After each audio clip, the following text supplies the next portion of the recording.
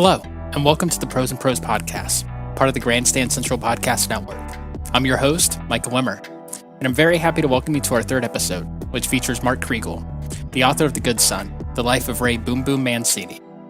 For those of you who are new, on this podcast we focus on the intersection of sports and literature by talking about books with their authors, and also by talking with other writers about the books they love and that have influenced them in their own work. Each month we read a book, discussing it together in our Facebook group, talking about the issues the book raises, the thoughts it provokes in us, and the questions it prompts us to ask, both about the book itself and the wider world of sports. Lenny Mancini was the number one contender for the lightweight crown in the early 1940s, before fighting in World War II and sustaining an injury that hampered his boxing career. Decades later, his son Ray vowed to win the title his father never did, and somehow he managed to do it, becoming the lightweight champion of the world in 1982. Ray became a superstar.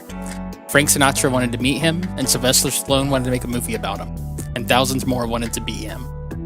Ray, however, is more known for the tragic events of November 1982 than for his triumphs in the ring. Following his fight with Duk Koo Kim died 4 days after the fight in Las Vegas. It was the beginning of the end of Ray's career and of his popularity, as he and his fans struggled to cope with the aftermath of the Kim fight. Here now to discuss the life, career, and legacy of Ray Mancini with me today is New York Times bestselling author Mark Kriegel. Kriegel has written biographies of Joe Namath, Pete Maravich, and Ray Mancini, all of which I highly recommend. We had a great conversation, and I hope you enjoy it. Without further ado, here is Mark Kriegel.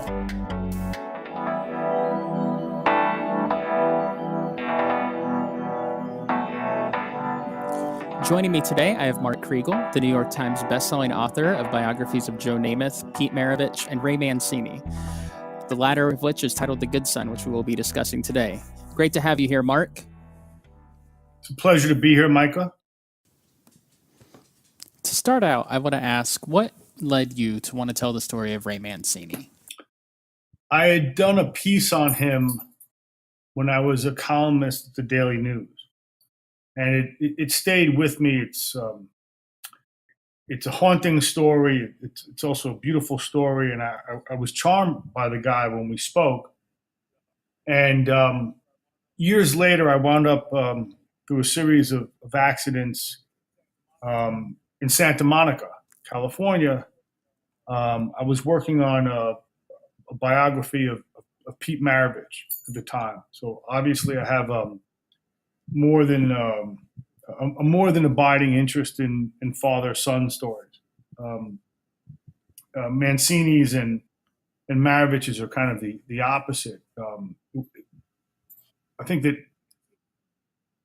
Mancini's father never asked anything of Ray, but and Maravich's father asked a whole lot of Pete. But be that as it may, a guy named Craig Mortali, who's a producer for ESPN, very good producer, was doing a movie on Mancini and the death of the guy who died in the ring fighting him, Duk Koo Kim, and called me to see if I would go on camera and say some stuff.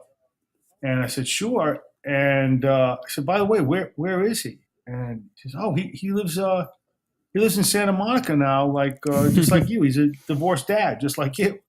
So I was kind of struggling at the time. And we went out to dinner at Il Forno, which is a backdrop in the book that I guess the book begins there, ends there, and returns intermittently to Italian joint on Ocean Park in Santa Monica. And he goes, I call him up and he says, I really didn't have that many friends out here. He says, why don't you meet me and Ed for dinner, for a drink? And it turned out to be Ed O'Neill, who was, his guy from Youngstown. And I guess we met for dinner. We sat outside, maybe like 7 o'clock. We sat down, we drank, I don't know how many bottles of wine. And we talked shit all night. And it was beautiful. It was wonderful. I felt like I was home for the first time in a long time. I was really, really grateful for that night. And I don't know if I had. Let me rethink this. I don't know if I had by the time we met for dinner, I don't know if I had finished the Maravich book or not. I suspect I had. I'm pretty sure that I had. And I was thinking about what I was going to do next. At that point, um, I think I was still primarily just writing books. And I was under contract to do a biography, like the definitive Michael Jordan biography. So I'd covered like the Knicks and the Bulls through the 90s as a columnist for the Daily News. And I wanted to do the definitive Michael Jordan biography, like I wanted to drill holes in my head. So by that point, just the world had heard enough of Michael Jordan. There's very little I was going to tell anyone that was new or frame the character in a different way.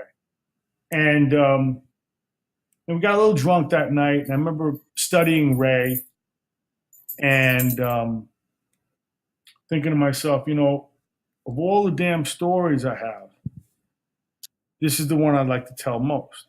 And it wasn't commercial. It's a boxing book, or the publishers would see it as a boxing book. And I figured, I can't do it, but I really want to do it. And eventually I wanted to do it more than, and I wasn't willing to be convinced not to do it.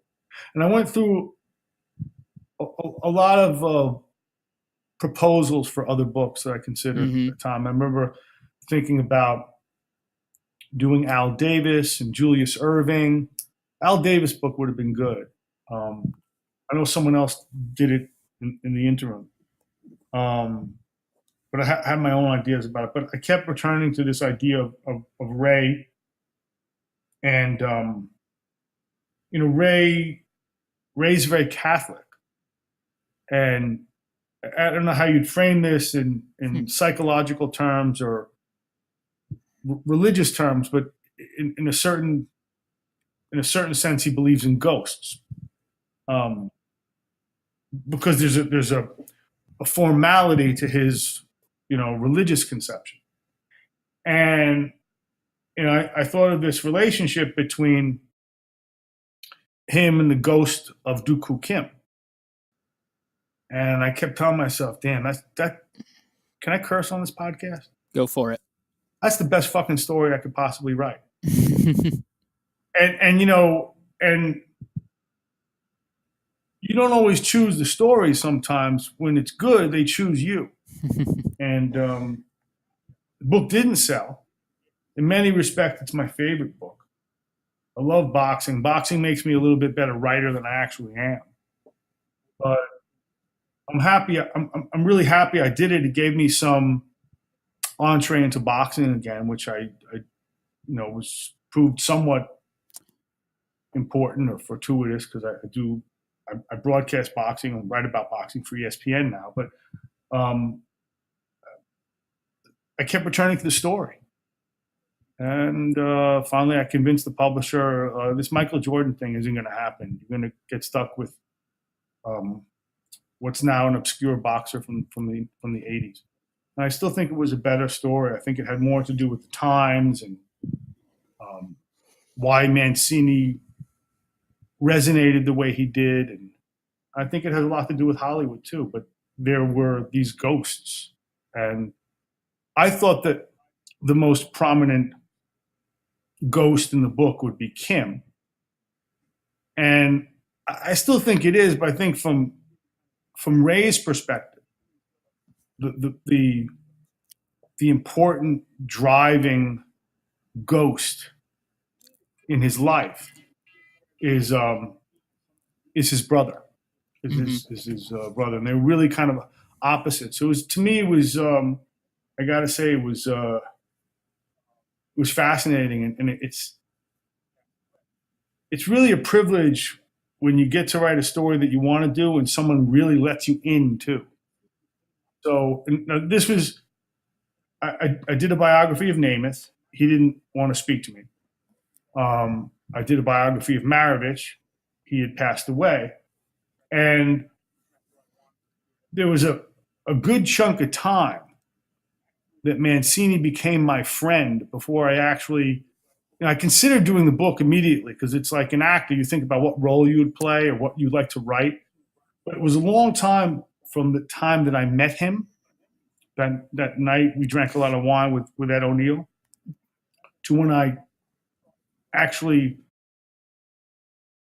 sat down to write a book proposal. A while had passed till I committed to the idea of it. And I'd never been in a position of writing about a guy, not just that I knew, but by then he was my friend. And he still let me in. And I remember telling him, I'm sorry if I'm going on too long here. I know this is No worries. but I remember telling him when I finally said I want to do this book, I told him, I'm not going to give you a penny. You're not going to make a penny. Every bad, painful thing in your life, I'm going to find it. I'm going to get in there. But I do believe if you want something to explain the story of you and your father, and something like a book of record to leave to your kids, then I'm your guy.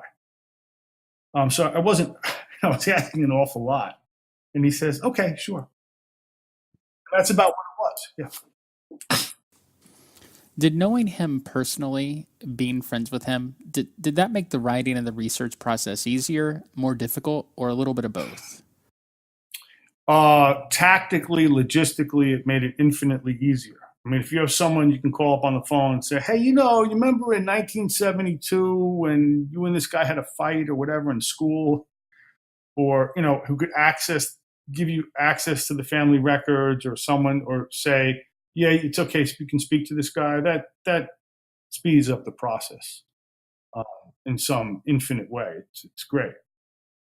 But when you have to make a call about the guy's life, and you have a necessity to play the ruthless biographer, and he's your friend.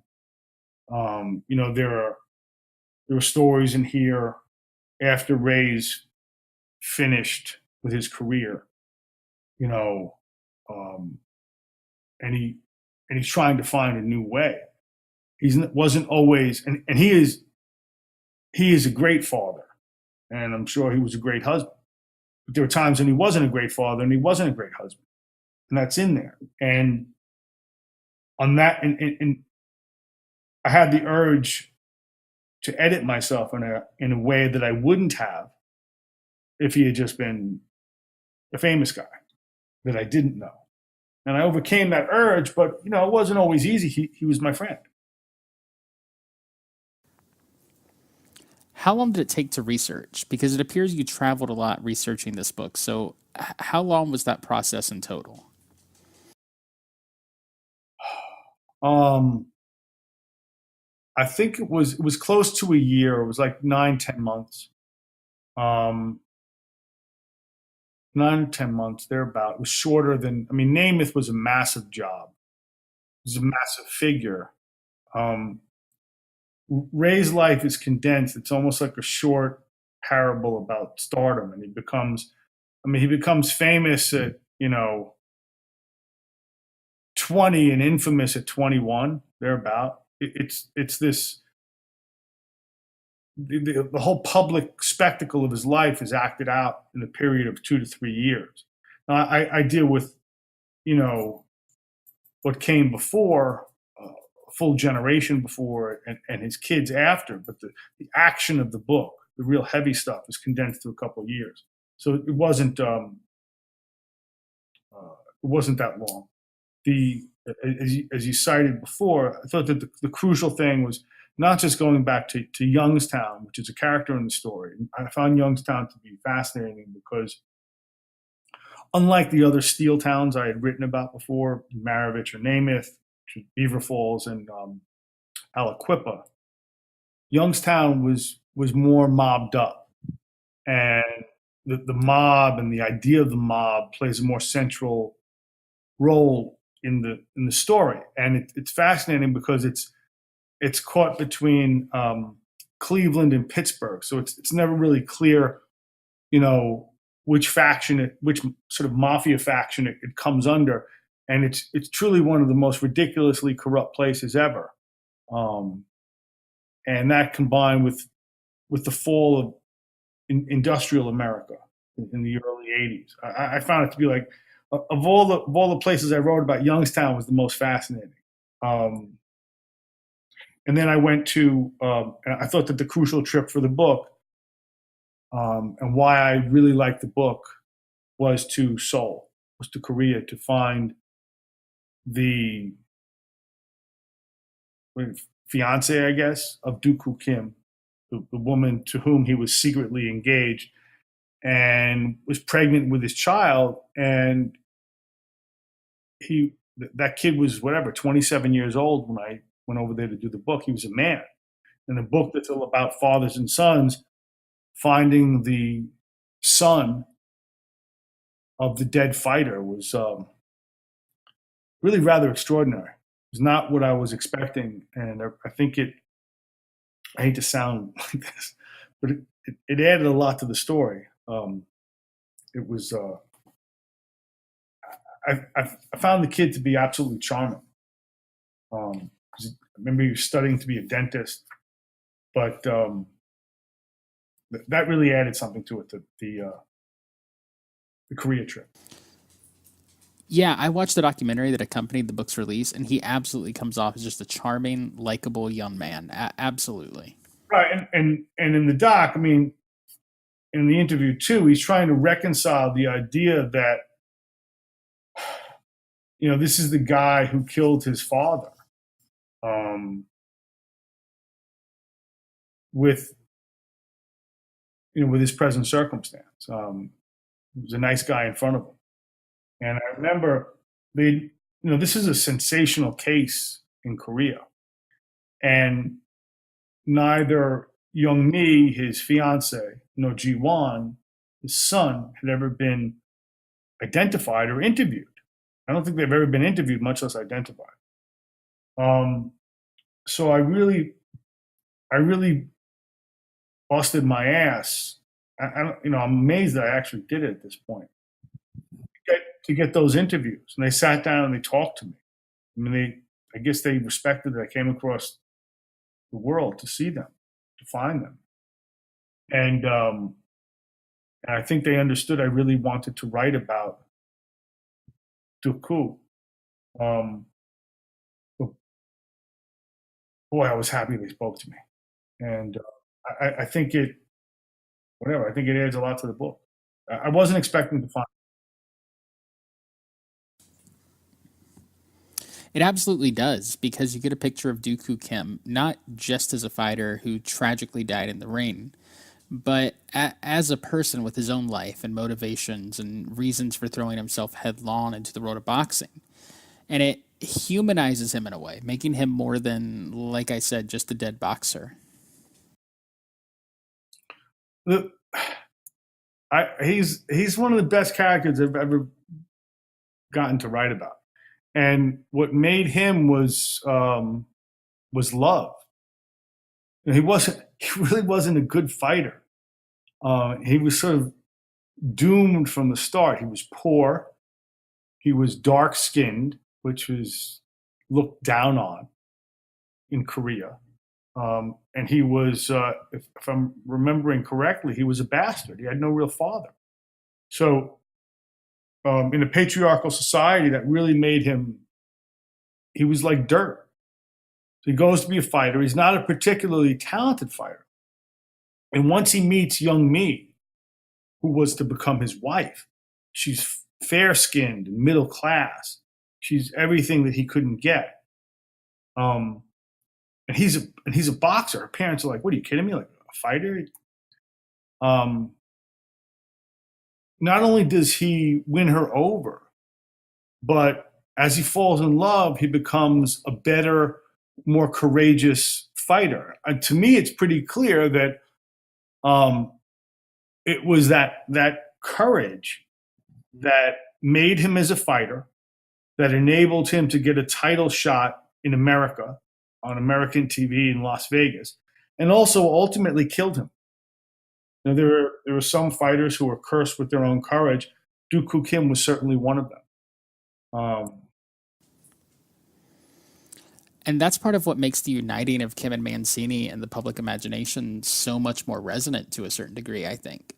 Because if you watch footage from their fight, they're almost mirror images of each other, just unrelenting fast punchers who are unwilling to cede anything to the other. And they just keep going no matter what the personal risk to themselves is.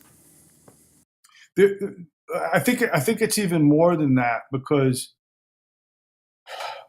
again, it's a story about fathers and sons, and Mancini's own father, the original Boom Boom, was a fighter.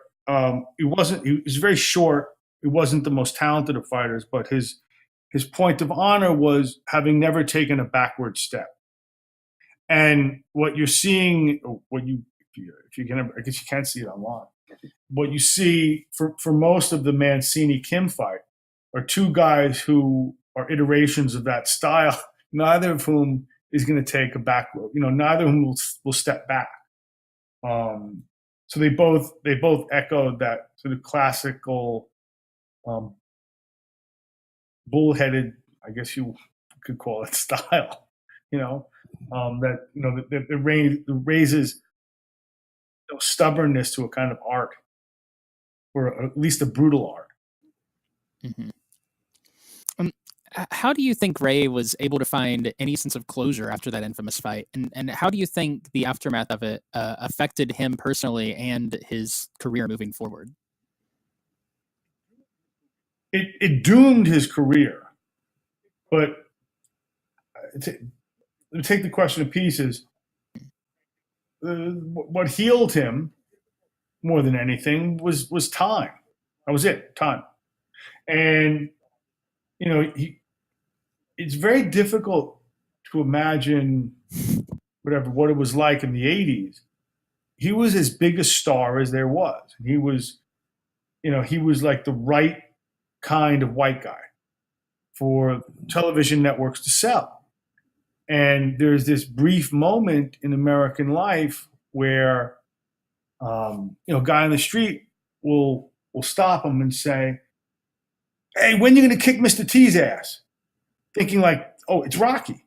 And there was no distinction made in the popular imagination between like Boom Boom Mancini and Sylvester Stallone and Rocky. It was all part of the same kind of fable. Except, Mancini's was more real than Rocky's became, because Mancini was from Youngstown, and people there was ESPN, but it wasn't like it is today. There was no internet.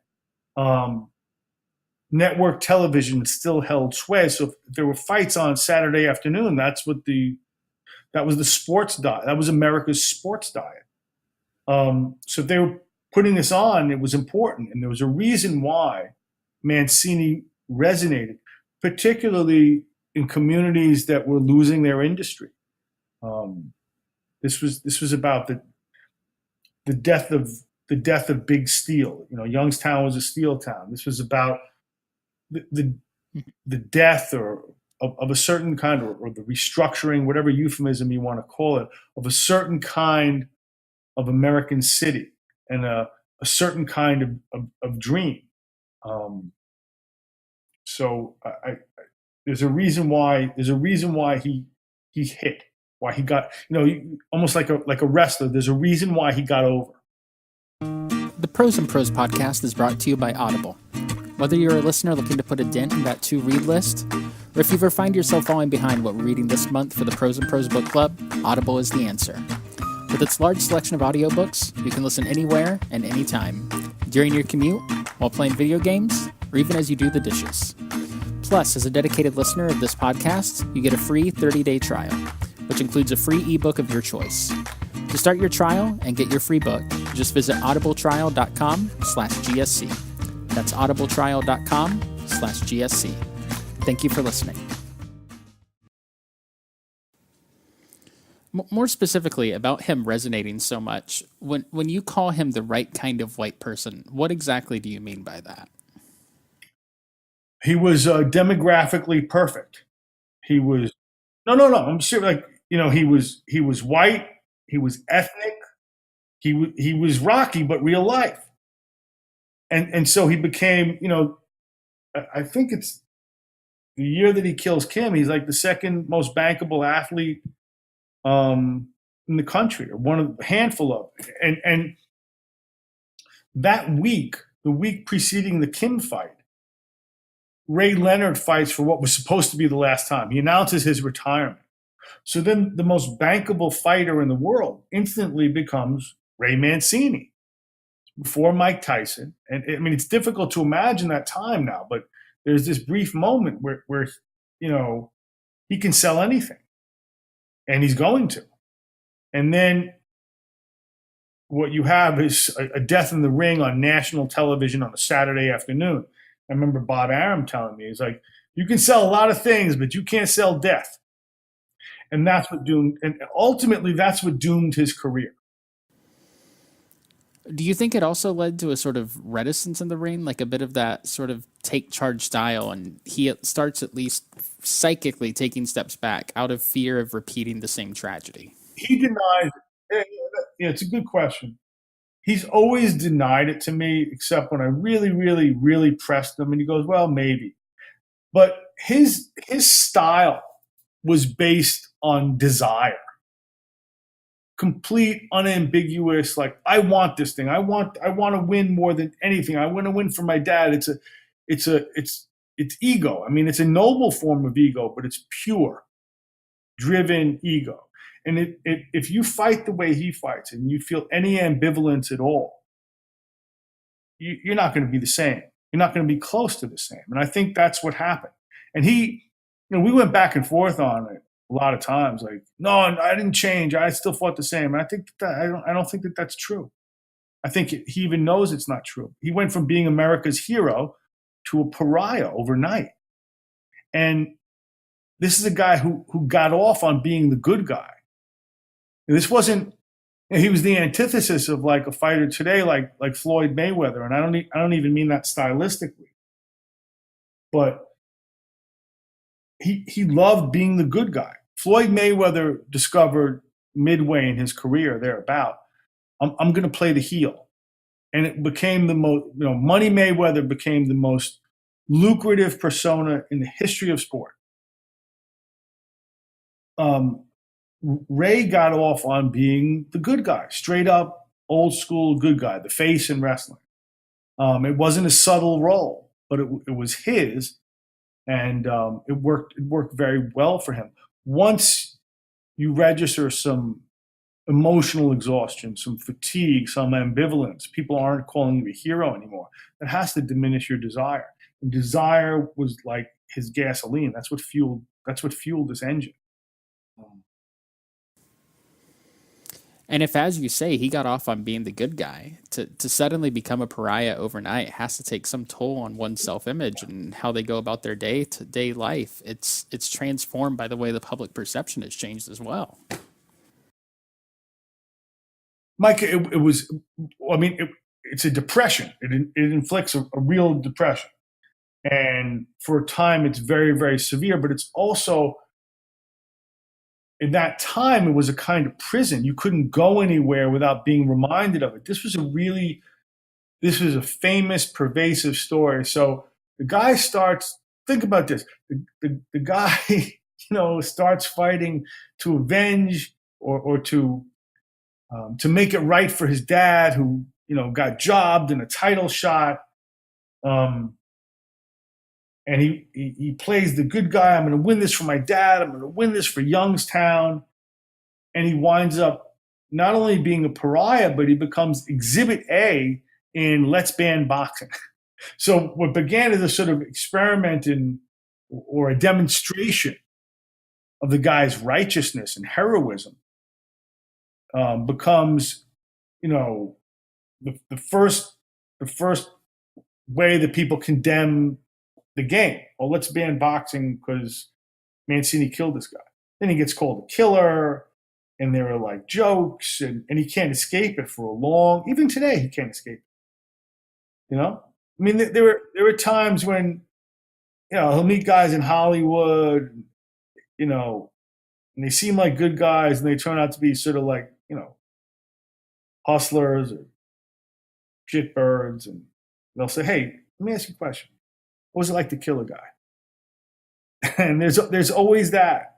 And I have to say, of all the things that made me feel uncomfortable in writing about Ray, who's a good person, good guy, and my friend, it was the knowledge that I too is as much as I love the idea of Ray and as much as I wanted to tell the story, I too was exploiting that death. That bothered me, but that's where the story was. And I knew that, this is the question that these are the questions he's most tired of. This is what he's associated with forever and ever. And I got to go back to that same damn place and re-excavate it. And I'm sure I re-excavated it more thoroughly than anybody, which was, didn't always delight him. It was very difficult for him. It was difficult on our friendship. I would imagine so. I also want to talk about him as a fighter specifically for a second. You've talked a lot about his desire being what made him such a great boxer and his devotion to fighting and never taking a step back. But a fighter doesn't become a world champion through grit alone. So what was it, technically speaking, that made him such a good boxer that allowed him to take that desire and work ethic and transform it into a world championship? Well, the ability to practice really hard is a talent. Michael Jordan had it, Ray Mancini had it. They had different talent levels, but the ability to practice when others get tired is a real talent. I think he had a better jab than he gets credit for because he's built kind of stocky. He was quick. Most of all, he had power. He had power, and that left hook was powerful. He was very faithful to his style. Relentless, powerful, mauling, didn't let you off the hook, didn't let up. So I think that technically was were his good style points. Yeah, there's certainly something to be said for knowing who you are as an athlete or a fighter and not being determined too strongly by what your opponent is doing. There are moments of when he fights Arguello, for instance, again on national television, he winds up losing, but all of a sudden you can say, oh wow, this guy is not just a white hope they're throwing out there. He's okay. He's pretty good. He's hanging in with Alexis Arguello. So yeah, I think that he's a better fighter than he usually gets credit for. And returning to the haunting that you alluded to earlier as well, I'd like to return to the idea of the ghost that haunted Ray. We've already covered Dooku Kim pretty thoroughly, but I'd like to talk about his brother, of course, who died very young. And also the ghost of his father, who did not pass until well after Ray's fighting career had finished, but the ghost of his father's lost title chances and how that influenced him. Because one thing that struck me throughout the book was the fact that Ray seemed to have a calling to become a boxer, like feeling need to avenge his father's inability to win the title himself, even though his father never really prompted him to do so for him. Where do you think that desire came from, that striving, that sense of calling? I think that was innate, whether you want to call it, God given or genetic. It was innate. And you asked about his brother before. Ray's pretty clear that his brother Lenny was the more athletically talented of the two. But is it nature? Is it nurture? I think it's nature in this particular case because the kids came from the same circumstances. Lenny, if you take Ray's word, the more gifted athlete, was not predisposed to practice like Ray. He didn't have the same kind of healthy narcissism. You can't. I don't think you can be a fighter. I don't think you can be any kind of athlete at least not a successful athlete, without the right kind of narcissism. You need to want to succeed. You have to imagine yourself in this place of enormous success. It's a necessary vanity. And Lenny was a screw up. He was a nice kid. He was charismatic, but he was a screw up, and he couldn't stay in the gym. He didn't see himself in these great terms. I can be a hero. I can avenge my whatever regret my father faced in life. Um, he wasn't wired that way. So that's what I mean by being innate. Yeah, because it definitely takes a certain kind of person to believe deep in their bones that they can be the best in the world at something.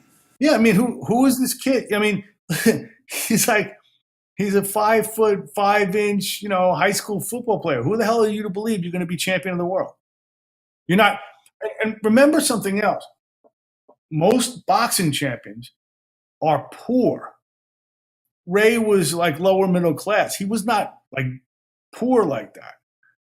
Youngstown was a tough town, but he was not poverty stricken. Most champions come from poverty stricken circumstances. There's no, that sort of inflames desire. That's being poverty stricken gives you a sense of necessity. With Ray, it's all this ego, and again, I mean that in the nicest way. He has this dream, and Lenny doesn't have it. Lenny's a kid on the streets, and Lenny winds up getting killed. And that, as you alluded to before, that's the real. Or this was an incomplete thought before. It's Lenny's ghost that affects Ray every day. I think that Kim is something he's come to terms with. He knows people will ask about it from time to time. And he knows that there was a good chunk of his life the world wouldn't let him forget about it. But the death of Lenny in these sort of mysterious circumstances, I think that he was killed by, I believe he was killed by a girl he was seeing who was like being pimped out by some biker gang. That's the thing that haunts Ray. And he still wins the title. Yeah, one thing that was shocking to me as I read was just how young Ray is when all this is going on. He was barely an adult when his brother was shot, and I think 21 during the Kim fight. Right. And having to burden all those expectations of a community and of a world that sees you as a hero, and then having to cope with loss both personally and familially, and even on this grander worldwide scale, being responsible for the death of someone else. I can't even fathom how one deals with all that at such a young age. But think about this whole thing from, his signing with Dave Wolf, who was really an important part of the story, the death of his brother, the title, and this death in the ring that's televised on national television when there's 4 TV channels, all right, 3 or 4. All that basically takes place in the space of 2.5 years. It's extraordinarily condensed. Why I always thought it'd be a great movie for a lot of reasons. Also, I mean, it's about Hollywood, and the guy who understood that was Dave Wolf, who was went to Columbia Graduate School of Journalism. Did a great biography of Connie Hawkins, the fallen schoolyard legend from Brooklyn. But Dave was a storyteller. Dave was a writer, and whether he articulated this explicitly or not, he brought the sensibilities of a storyteller to his role as Ray's manager. And I think that as much as anything, or arguably more than anything, that's what was behind the idea of Ray Mancini, of Boom Boom Mancini, and how pervasive Boom Boom Mancini became in the American imagination, because Dave Wolf was a storyteller, and especially in boxing. The only fighters that anyone really gives a damn about are the ones with great stories. And Dave approached Ray's career as an act of massive storytelling. So he wasn't merely the author; he was the goddamn producer of this thing, and it was an extraordinary achievement. He would bitch and moan about how many steps there were from the locker room to the ring, what the music would be. He was nuts.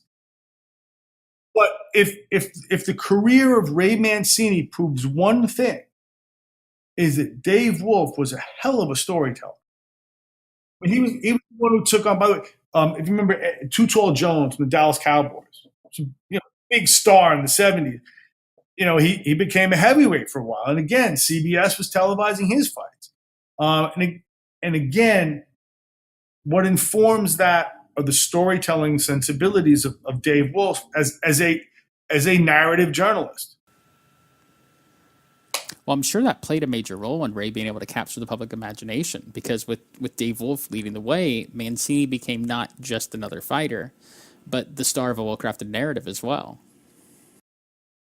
Which, by the way, as an aside, just because I feel obligated to say, which is why, narrative journalism always beats like fantasy journalism. All the fantasy geeks drive me crazy. I'm sorry. They really do, because if we get to the point in sports where you can quantify everything and you can break everything down into a series of probabilities, where the hell is the drama? So give me the Dave Wolf guy over the fantasy geek every damn time. I know, living in the Bay Area and being an NBA fan, I watch Stephen Curry and I watch him play not because he scores efficiently or whatnot, but because he has the ability to make me just giggle with delight at the absurd shots he makes. Right. There's something that has to be beyond quantification. There has to be some sort of magic about it. Like, otherwise, we're just playing video games. I feel similarly. I'm sorry. I know I sound like an old fart, but I guess I am. You're not an old fart. How old are you? I am 27. Oh, come on, man. I'm delighted that you have old fart sensibilities. I'm flattered. Returning to the Mancini story, growing up in Youngstown, how do you think growing up there affected his life and sensibilities? I think Youngstown is everything to Ray. He moved back there.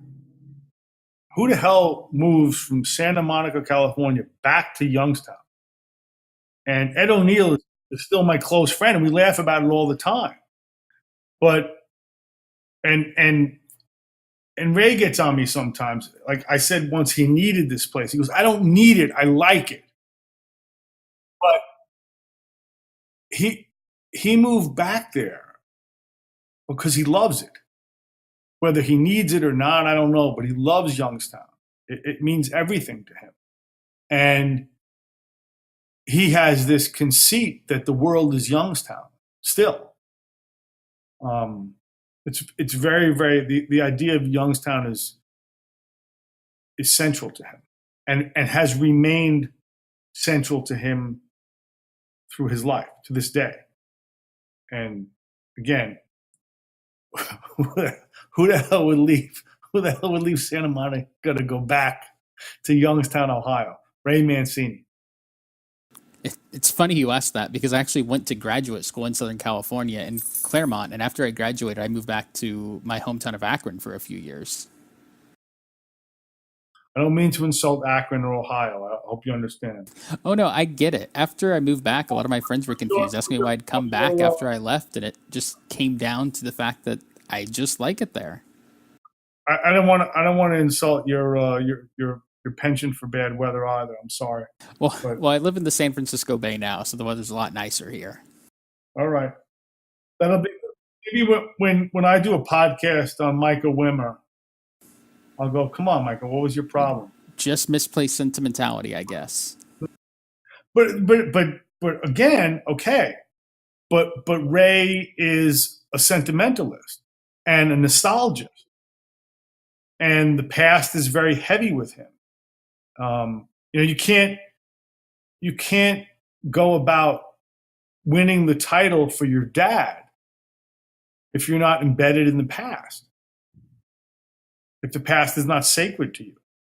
So, I mean, that's one of the reasons why he moved back there. And of course, he was a star nationally, but he meant something more. His fame was more Mhm. pronounced and meaningful in Youngstown. What do you think he represented to the people there?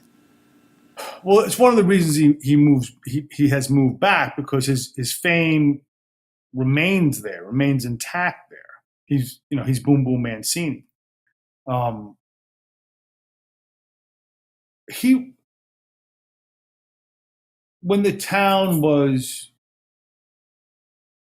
being dismantled and getting dumped on and treated as a relic of an America that was obsolete, he was the favorite son. He was the guy people in Youngstown and all the towns like Youngstown could hold up and go, "Here, there's our boy." Dave understood that. Then there's a father-son narrative woven into that. It's very powerful stuff. There's almost like an element of this city that's been brushed over by industrialization, cast over by economic depression and the demise of the steel industry. So the popularity of their favorite son is a way of them asserting, we're still here, we still exist, and we still matter. No, exactly. He became the personification of us. What we mean, that we still produce something of consequence.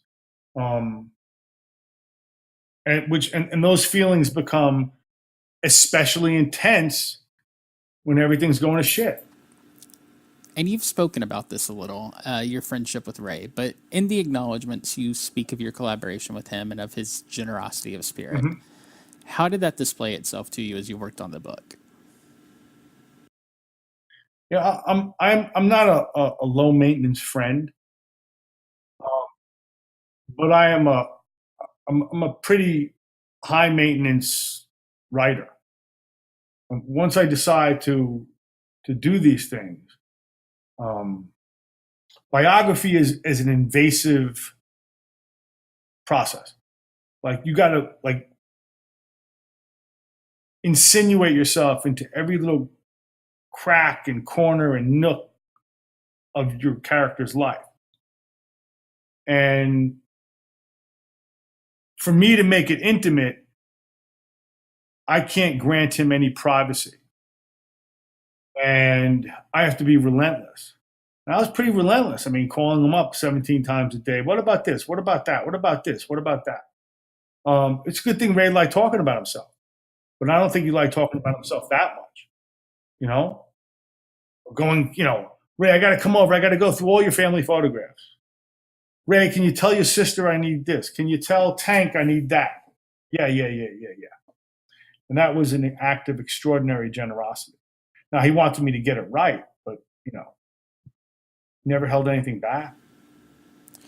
You've now written 3 biographies about Joe Namath, Pete Maravich, and Ray Mancini. What do you think unites these 3 figures that have led you to write about them? You've alluded to them all growing up in the Rust Belt in Beaver Falls, Aliquippa, and Youngstown, and also the importance of father-son narratives. Is there anything else, or is that sort of the big uniting factor you see? If you're asking why I picked 3 subjects in succession who came from busted out steel towns, it was not intentional. I don't know if it was fortuitous or not or whatever, but it was an accident. There was no design to do that. I actually think, looking back, you can take the books as a kind of trilogy or a 3-pack. That jingling you hear is my dog. Should I take his collar off? I hope it's not screwing up the podcast. But it was purely coincidence. Each guy, I had a very distinct image of that moved me toward wanting to do the biography. Um, with Namath, I was separated from my wife at the time, and I had a conversation with a great old school New York sports TV guy, Sal Marciano, and I dated his daughter. I'll get to the point here, but and we saw each other at a ball game, and she goes, you should really. I was just having a tough time, and she goes, you should speak to my dad about like divorce and women and whatever else. I loved Sal, so I call Sal Marciano, and he starts telling me this story about Joe. He's like, it's like I was telling Joe. He's giving me advice. He's like, it's like I was telling Joe. One day you'll be hanging out with your kids in Paris, and then he's tripped into something he was remembering them walking down the street, smoking a joint, and then they meet in Florida. Now they're like old guys, and Joe's reaching for the bottle of vodka, and he's all screwed up. And he's being destroyed by a divorce. And I said, Sal, who the hell are you talking? Joe who? What are you talking about? Smoking a joint with who? Joe who? He goes, Namath. I said, oh shit, Namath. And I had this idea of Joe Namath, who was like the hero to a generation of guys because, he was the coolest guy. He was the coolest guy in any room he ever went into, being broken by divorce and reaching for the bottle of vodka. And that was the image I took with me. And I said, holy shit, I gotta, whatever it was, that was it. And that became the prologue. And I thought there was a book that influenced me very heavily at the time, Dino by Nick Tosches. I don't know if you're familiar with Dino or you're familiar with Nick Tosches, but you should be familiar with both. He's an extraordinary stylist, like a verb sense. I'm sorry. Dino's better, and it's just there's some. I mean, when he's writing good sentences, I mean they're crazy, but they're not good. They're great, and you cannot duplicate them. In any event, I said, I think I just been fired by the Daily News. I really didn't know what the hell to do. And I said, I can do. I think I can do Namath like Dino. I think I can do that. And if I really knew what was involved in doing a proper biography, then I would have quit. So I'm glad I was stupid and vain enough to not know what was up, because it pushed me through. But that was the image for Namath. When I finished Namath, I went through some other sort of stillborn projects. One about a Jewish gangster that would have gone from like the 30s to the 80s. I love that book, but somehow I settled on Maravich, and I knew again where I was going to begin. It was the moment of his death, and is he going to heaven? Is he going to hell? Does he look at it in terms, is he saved? He had a religious awakening late in his life, but it was he's playing basketball in a court in Pasadena. He's, sort of prematurely middle-aged guy, and he's playing around with like a 3-on-3, and he dies. What did the world look like to him at the moment of his death? That's what moved me to do Maravich. And with Ray, it was that night we were sitting at Il Forno getting drunk, and I wondered about these ghosts in his life and this idea that Kim could come back to him as a ghost and sort of talk to him, or he would talk to Kim. In fact, I don't think that was the case. I think that he talks to his brother, and that he has had some conversation with Kim, but not a complete one. His brother, he has a more, I think, permanent dialogue with, if you'll accept that. But that was the image that moved me to do Ray. And in each case, that image was potent enough that I told myself, screw everything. I'm going to do this book. I know that was a very long-winded answer to your question. I didn't pick up. I didn't try to do 3 Steel Towns. That was the accident. It was not the accident. It was those sort of motivating, or at least to me, seminal images. Thank you for listening to the Pros and Pros podcast. Follow us on Twitter at Pros and Pros to stay updated, and join us in the coming weeks for new episodes. Our next guest will be Michael Weinreb, discussing his history of college football season of Saturdays, and Alexander Wolf, who recently edited a collection of basketball writing for the Library of America entitled Basketball, Great Writing About America's Game. Again, thank you for listening. Until next time, I'm Michael Wimmer. Happy reading, everyone.